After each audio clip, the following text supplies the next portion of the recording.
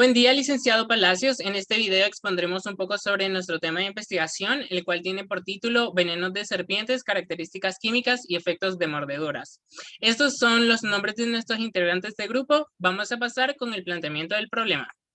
En este apartado encontramos que el ser humano y las serpientes han coexistido por mucho tiempo. Como resultado, se ha dado una amplia cantidad de sucesos en los que una serpiente ha mordido a una persona, conocidos como accidentes zoofídicos. Asimismo, el hombre tiende a interactuar con estos reptiles por su cultura, religión o tradiciones. Por ejemplo, podemos mencionar a los habitantes de Egipto, quienes tenían como símbolo a la cobra que representaba al dios del sol, que protegía a sus faraones. Por otra parte, en el planeta existen alrededor de 600 especies de serpientes peligrosas para el ser humano, ya que tienen la capacidad de intoxicar a un individuo al inocular o inyectar su veneno en el organismo de la víctima, que por su composición puede llevar a la muerte de la persona. En cuanto a la justificación, podemos decir que el bajo conocimiento en las personas sobre los peligros de las serpientes aumenta el total de accidentes zoofídicos en el mundo. De igual manera, es importante destacar que a pesar de ser una problemática que requiere de atención, no existe mucha información relacionada con este tema, por lo que nace la necesidad de proponer investigaciones que ayuden a mejorar el conocimiento respecto a la composición y al mecanismo de los venenos de serpiente, al igual de promover la educación que ayude a crear conciencia en muchas más personas. Los objetivos de nuestra investigación son los siguientes. Como objetivo general tenemos describir los principales tipos de veneno de serpientes, incluyendo sus características químicas y sus efectos en el cuerpo del individuo afectado. Como objetivos específicos tenemos definir la forma individual de los rasgos identificativos de cada tipo de veneno, identificar las posibles consecuencias de la inoculación de dichos fluidos en sus víctimas y, por último, establecer las diferencias principales de las características y efectos de los venenos hemotóxicos y neurotóxicos. Entrando en contexto con nuestra temática, tenemos la definición del veneno de serpiente, el cual es un tipo de saliva modificada que contiene zootoxinas, es decir, una mezcla de proteínas, péptidos, cationes inorgánicos y pequeñas cantidades de metales. Dicha sustancia es introducida al organismo de la víctima por medio de los colmillos y es utilizada por las serpientes para cazar y digerir a sus presas y en menor proporción como mecanismo de defensa. Además, es importante mencionar que las proteínas son las que se encargan del efecto letal que pueden tener algunos venenos. Luego, sí, tenemos los síntomas. Estos van a variar dependiendo del tipo de veneno inoculado. En nuestra investigación nos hemos enfocado en dos tipos. El primero es el veneno hemotóxico, el cual afecta directamente a la sangre de la víctima y está conformado por un 90 a 95% de proteínas, de las cuales la mayoría cumplen funciones digestivas o degradativas. Entre las principales enzimas que actúan en el mecanismo de este veneno tenemos a la fosfolipasa A2, que actúa como anticoagulante, las metaloproteasas que producen hemorragias y degradan proteínas, las lectinas involucradas en la coagulación, las desintegrinas que impiden a las integrinas que se unan a las células en el espacio inter o extracelular. Finalmente, la hemotoxina destruye los glóbulos rojos de la sangre, interrumpe el flujo sanguíneo, degenera órganos y daña tejidos. Ahora hablaremos de los principales efectos del veneno hemotóxico. Entre estos encontramos el primero, que es la destrucción de eritrocitos, que es muy característico de este. El segundo es la inhibición de la coagulación sanguínea provocando hemorragias o, por el contrario, la inducción a la coagulación provocando trombosis en el flujo sanguíneo. El tercero es el dolor intenso. El cuarto es la degradación, es la gangrenación de la parte anatómica afectada. El quinto es que en caso de que la mordedura haya sido en áreas como el cuello o la cara, se puede generar asfixia. Y por último tenemos algunos efectos secundarios que pueden ser las cefaleas, las náuseas, la diarrea, el dolor abdominal, la hipotensión y los desmayos. Como segundo veneno tenemos el veneno neurotóxico y su efecto en el cuerpo humano. El veneno neurotóxico hay que saber que esto sirve como un bloqueo en el sistema nervioso, dando un impulso o dando una parálisis en el sistema respiratorio como muscular y esto provoca la muerte. Pero ¿cómo afecta eso en el cuerpo humano? Debido a la neurotoxina que contiene el veneno de las serpientes, puede producir diferentes tipos de casos clínicos como patológicos. Ya cuando el veneno está dentro del cuerpo humano, produce una destrucción o en las vesículas, también una acción terminal, produciendo una descarga de aceticolonina y esto produce que un bloqueo en la transmisión neuromuscular y esto produce una parálisis, ya sea facial o también conocida como una parálisis de párpados caídos, donde esto no es al instante, sino que esto viene a ser una aproximación de 1 hora y se produce los siguientes síntomas: debilidad, mareos, náuseas, vómitos, fasciculaciones musculares, el hormigueo en el cuero cabelludo y en las puntas de los dedos y la somnolencia. Pero también hay otros síntomas más severos, que son la parálisis musculatoria, que es facial o en las extremidades inferiores o superiores, la ataxia, la fatiga, la dificultad respiratoria. Por último, vienen las convulsiones y si esto no es tratado a tiempo, la muerte. Serpientes que contienen ese veneno. En América existen la cascabel que contiene la crotoxina y la crotomina. Las serpientes de coral que contienen la notoxina, tapioxina y textoloxina. Y las cascabeles mudas, pero en otra parte geográfica del mundo está en Australia, que son los corales, los coralillos, las cobras y los parientes que contienen notoxina, tapioxina y textoloxina. Y las serpientes krai que contienen la burocotoxina.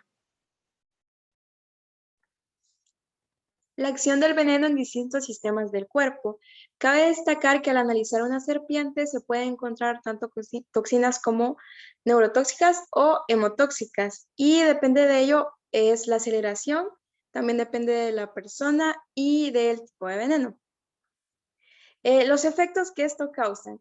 Primero, el efecto hemolítico. El efecto hemolítico se caracteriza por afectar los mecanismos de coagulación en la sangre, provocando fallos renales, dolor, ampollas y sangrado en exceso. Tenemos los miotóxicos que bloquean la placa muscular, provocando parálisis respiratorias. Tenemos el cardiotóxico, el cual produce disminución cardíaca y arritmias. Nefrotóxicos, el cual produce necrosis muscular y falla renal crónica. También tenemos el citotóxico. El citotóxico produce por acción de enzimas, destruye tejidos, también produce necrosis y malformaciones y amputaciones si la víctima resultara quedar viva. El diagnóstico para las mordeduras. Tenemos características morfológicas, manifestaciones patológicas, cantidad de veneno y número de veces y el tiempo del ataque de la serpiente. La cantidad de suero va a depender de cuánto veneno fue inoculado en la persona, ya que también, como un ejemplo, el tamaño de la serpiente hace que sea más o menos suero. Es decir, si sería una víbora de gran tamaño, hace que el suero sea más, a diferencia de otras serpientes de menor tamaño. Se presentan efectos secundarios como cefaleas, náuseas y escalofríos. En El Salvador se encuentra el suero afídico anticoral.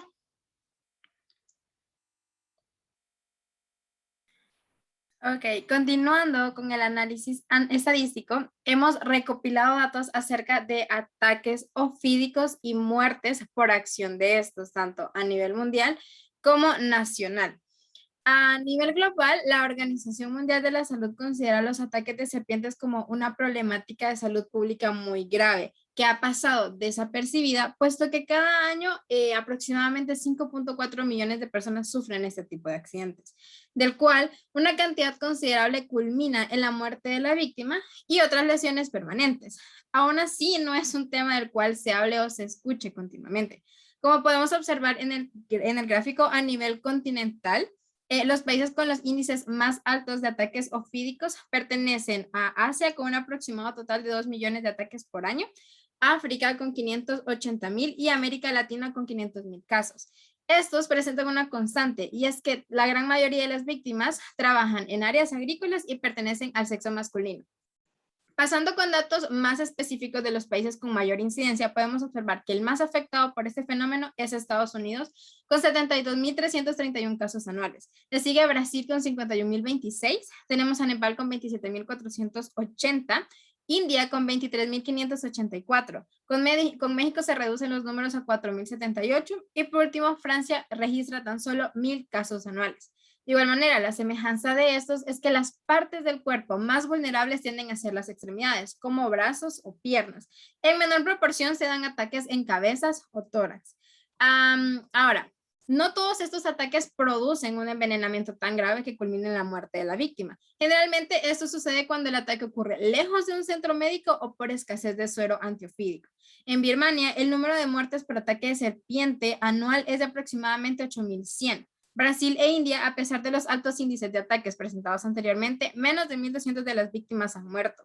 En Nepal solo se registraron 396 y México 136 muertes por ataque de serpiente.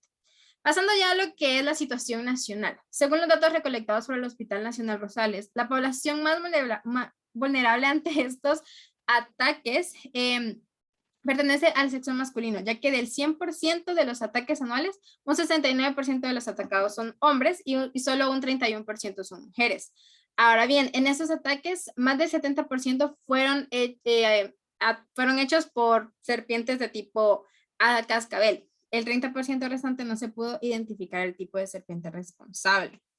Ahora, los ciudadanos salvadoreños más vulnerables ante esta problemática son los que viven en áreas rurales. Y es que, como podemos observar, el 80% de los ataques registrados han ocurrido en dicha área, mientras que en la ciudad pocas personas han sufrido un trauma de esta índole, conformando tan solo el 20% del total de los ataques. Los dejo con mi compañera. Muchas gracias. Ahorita estaremos viendo las conclusiones. A lo largo de esta investigación se puede concluir que los rasgos identificativos e individuales de cada uno de los tipos de veneno podemos discutirlo. En las serpientes, la producción de su veneno varía conforme su tipo de alimentación y conforme a otros factores. En este se manifiesta en las glándulas salivales e incluso en los colmillos. Tenemos primero el veneno hemotóxico que afecta la sangre del organismo desarrollando diferentes enfermedades como coágulos sanguíneos o hemólisis. Como segundo punto tenemos el veneno neurotóxico que afecta directamente las placas neuromusculares y la actividad física. Entre los síntomas de este veneno hay hormigueo y en casos muy intensos se puede encontrar la parálisis.